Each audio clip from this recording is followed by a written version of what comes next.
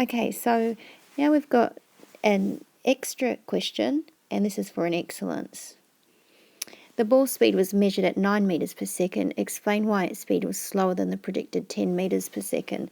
So if you recall from the last video, we calculated that this ball, which was 2 kilos and fell from 5 meters, fell at a speed of 10 meters per second, and that's because we used this equation here. Gravitational energy equals mass times gravitational field strength times height. We have mass, we have height, so we could do that, and we assumed that all the energy was converted to kinetic energy, and that's how we could get the speed.